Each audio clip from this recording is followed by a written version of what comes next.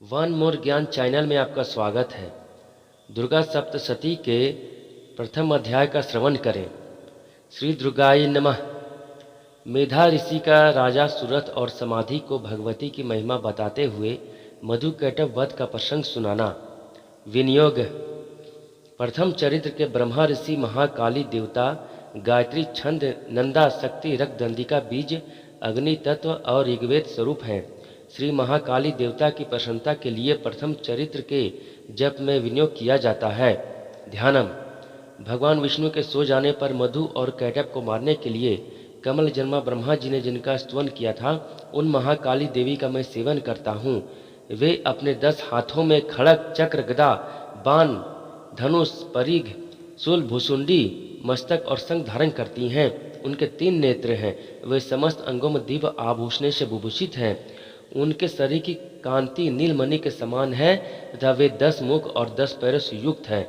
मार्कंड जी बोले, सूर्य के पुत्र शावर्णी जो 8वें मनु कही जाती हैं, उनकी उत्पत्ति कथा विस्तार पूर्वक कहता हूँ, सुनो। सूर्य कुमार महाभाग शावर्णी भगवती महामाया के अनुग्रह से जिस प्रकार मनवंतर के स्वामी हुए, वही प्रसंग सुनाता हूँ। पूर्व काल की बात है। स्वारोचिस मनवंतर में सूरत नाम के एक राजा थे जो चैत्र वंश में उनका उत्पन्न हुए थे। उनका समस्त भूमंडल पर अधिकार था। वे प्रजा के अपने और पुत्रों की भांति धर्म पूर्वक पालन करते थे। तो भी उस समय कोला विध्वंसी नाम के क्षत्रिय उनके शत्रु हो गए। राजा सूरत की दंडनीति बड़ी प्रबल थी। उनका शत्रु के साथ संग्राम हुआ। यद्यपि कोला विध्वंसी संख्या में कम थे, तो भी राजा सूरत युद्ध में उनसे परास्त हो गए। तब वे युद्धभूमि से अपने नगर को लौट आए और केवल अपने देश के ही राजा होकर रहने लगे। समूची पृथ्वी से अब उनका अधिकार जाता रहा, किंतु वहाँ भी उन प्रबल शत्रुओं ने उस समय महाभाग राजा सूरत पर आक्रमण कर दिया। राजा का बल क्षीण हो चला था, इसलिए उनके दुष्ट बलवान एवं दुरात्मा मंत्रियों ने वहाँ उनकी राजधानी में भी राजकीय सेना और खजानों को हथिया लिया। सूरत का प्रभुत्व नष्ट हो चुका था, इसलिए वे शिकार खेलने के बहाने घोड़े पर सवार हो वहां से अकेले ही एक घने जंगल में चले गए। वहां उन्होंने विप्रवर मेधा मुनि का आश्रम देखा, जहां कितने ही हिंसक जीव अपनी स्वाभाविक हिंसावृत्ति छोड़कर परम शांत भाव से रहते थे। मुनि के बहुत से शिष्य उस वन की शोभा बढ़ा रहे थे। वहां जाने पर मुनि ने उनका सत्कार किया और वे उन मुनि श्रेष्ठ के आश्रम पर इधर उधर विचरते कुछ काल तक रहे। फिर ममता से आकृष्टित होकर वहां इस प्रकार चिंता करने लगे, पूर्व काल में मेरे पूर्वजों ने जिसका पालन किया था, वही नगर आज मुझसे रहित है। पता नहीं मेरे दुराचारी भृतगण उसकी धर्म पूर्वक रक्षा करते हैं या नहीं। जो सदा मद की वर्षा करने वाला और सूरवीर था, वह मेरा प्रधान हाथी अब शत्रुओं के अधीन होकर न जाने किस भोग को भोगता होगा। जो लोग मेरी कृपा धन और भोजन पाने से सदा मेरे पीछे पीछे चलते थे, वे निश्चय ही अब दूसरे राजाओं का अनुसरण करते होंगे। उन अपवी लोगों के द्वारा सदा खर्च होते रहने के कारण अत्यंत कष्ट से जमा किया हुआ मेरा वह खजाना खाली हो जाएगा। ये तथा और भी कई बातें राजा सूरत निरंतर सोचते रहते थे। एक दिन उन्होंने वहाँ विप्रवर मेधा मुनि के आश्रम के निकट एक वैश्य को देखा और उससे पूछा, भाई तुम कौन हो? यहाँ तुम्हारे आने का क्या कारण है? तुम क्यों शोकग्रस्त और अनमय से दिखाई देते हो? राजा सूरत का यह प्रेम पूर्वक कहा हुआ वचन सुनकर वैश्य ने विनीत भाव से उन्हें प्रणाम करके कहा। वैश्य बोला, राजन, मैं धनियों के कुल में उत्पन्न एक वैश्य हूँ। मेरा नाम समाधि है। मेरे दुष्ट स्त्री पुत्रों ने धन के लोभ से मुझे घर से बाहर निकाल दिया है। इस समय धन स्त्री और पुत्रों से मैं वंचित हूँ। मेरे विश्वसनीय बंधुओं ने मेरा ही धन लेकर मुझे दूर कर दिया है, इसलिए दुखी होकर मैं वन में चला आया हूँ। यहाँ रहकर मैं इस बात को नहीं जानता कि मेरे पुत्रों की स्त्री की और स्वजनों की कुशल है या नहीं। इस समय वे घर में कुशल से रहते हैं अथवा उन्हें कोई कष्ट है। वे मेरे पुत्र कैसे हैं? क्या वे सदाचारी हैं अथवा दुराचारी हो गए हैं? राजा ने पूछा, जिन लोभी स्त्री पुत्र आदि ने धन के कारण तुम्हें घर से निकाल दिया, उनके प्रति तुम्हारे चित्त में इतना स्नेह का बंधन क्यों है? वैश्य बोला, आप मेरे विषय में जैसी बात कहते हैं वह सब ठीक है, किंतु क्या करूं, मेरा मन निष्ठुरता नहीं धारण करता। जिन्होंने धन के लोभ में पड़कर पिता के प्रति स्नेह, पति के प्रति प्रेम तथा आत्मजन के प्रति अनुराग को तिलांजलि दे मुझे घर से निकाल दिया है, उन्हीं के प्रति मेरे हृदय में इतना स्नेह है। महामिते गुणहीन बंधुओं के प्रति भी जो मेरा चित्त इस प्रकार प्रेम मग्न हो रहा है, यह क्या है, इस बात को मैं जानकर भी नहीं जान पाता। उनके लिए मैं लंबी सांस ले रहा हूँ और मेरा हृदय अत्यंत दुखित हो रहा है। उन लोगों में प्रेम का सर्वथा अभाव है तो भी उनके प्रति मेरा मन निष्ठुर नहीं हो पाता, इसके लिए क्या करूँ। मार्कंड जी कहते हैं, ब्राह्मण तदंतर राजाओं में श्रेष्ठ सूरत और वह समाधि नामक वैश्य दोनों साथ साथ मेधा मुनि के सेवा में उपस्थित हुए और उनके साथ यथा योग्य न्याय अनुकूल विनय पूर्ण वर्ताव करके बैठे। तत्पश्चात वैश्य और राजा ने कुछ वार्तालाप आरंभ किया। राजा ने कहा, भगवान, मैं आपसे एक बात पूछना चाहता हूँ, उसे बताइए।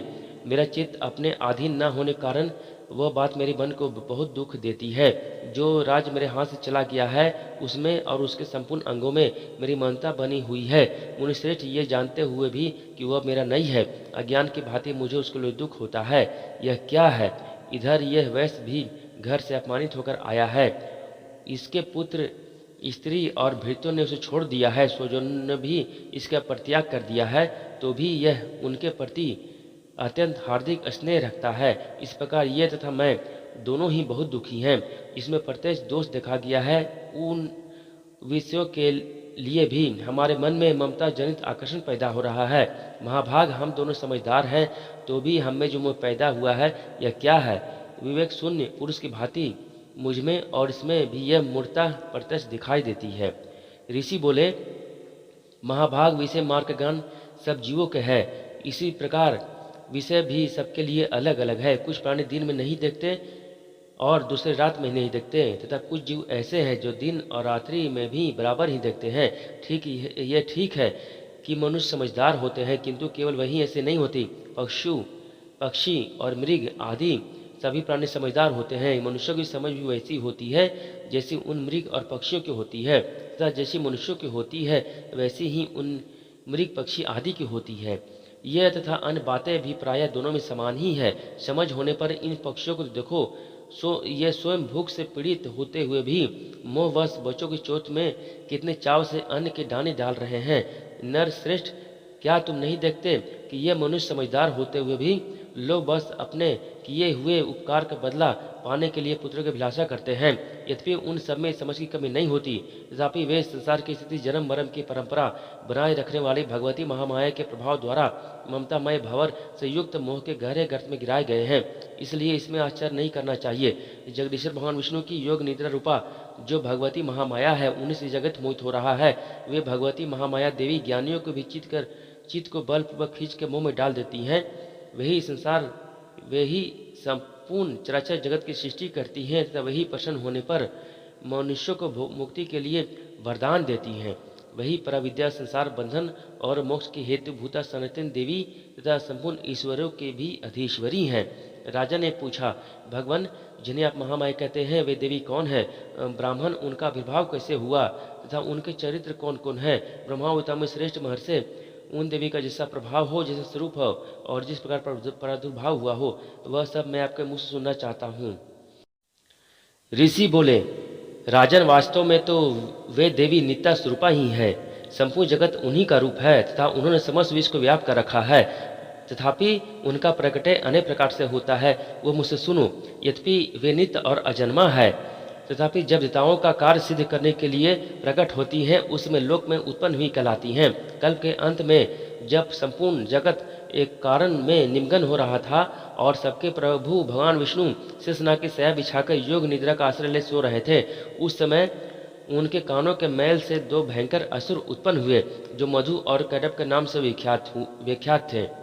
वे दोनों ब्रह्मा जी को वध करने के लिए तैयार हो गए।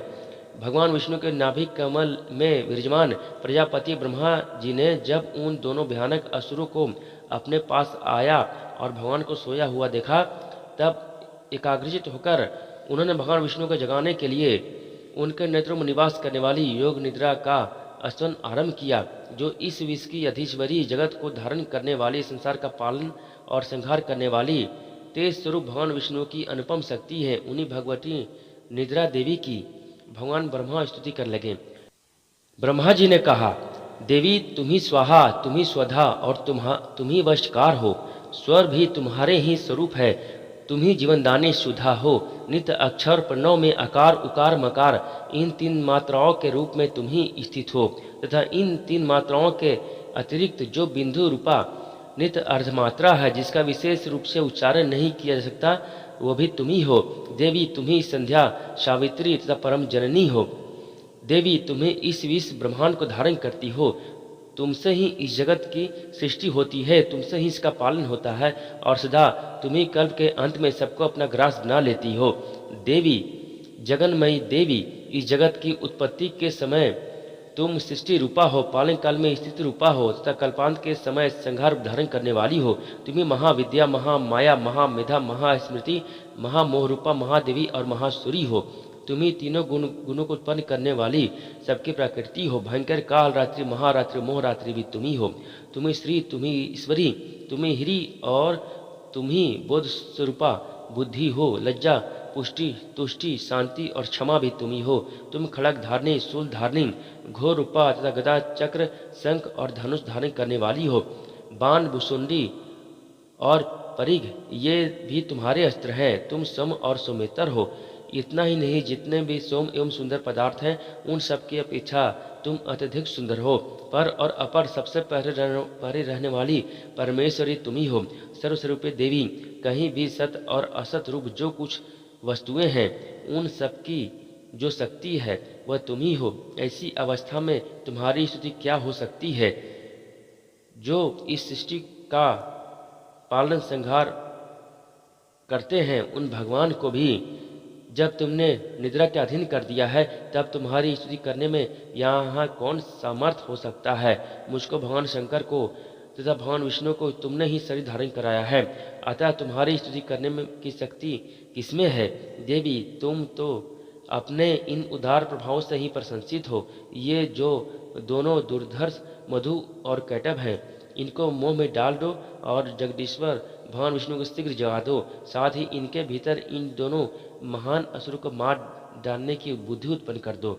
ऋषि कहते हैं, राजन, जब ब्रह्मा जी ने वहाँ मधु और कैटभ को मारने के उद्देश्य से भगवान विष्णु को जगाने के लिए तमोगुण की अधिष्ठात्री देवी योग निद्रा की इस प्रकार स्तुति की, तब वे भगवान के नेत्र, मुख, नासिका, बाहु, हृदय और वक्ष स्थल से निकलकर अभय जन्मा ब्रह्मा जी के दृष्टि के समझ खड़ी हो गईं।